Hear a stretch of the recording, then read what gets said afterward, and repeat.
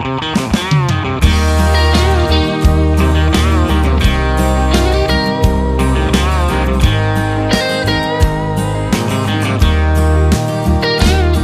cette ambiance quelque peu tamisée, on devine que la partie va bientôt commencer.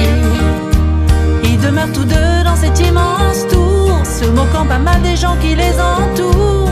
Chaque mouvement est le plus important et les deux joueurs relativement courants. Ils sont deux, celui qui parle, celui qui se tait, celui qui râle, celui qui sait, celui qui amorce, celui qui prie, celui qui force, celui qui fuit. La reine se déplace et le roi l'observe. Pas de volte-face ni retour en arrière. Son envie de dialogue mais sans finir en duel.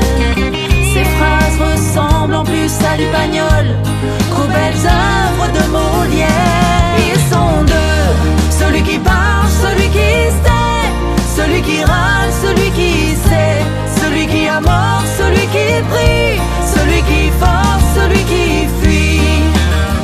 Le roi n'est pas fou, il connaît bien sa reine.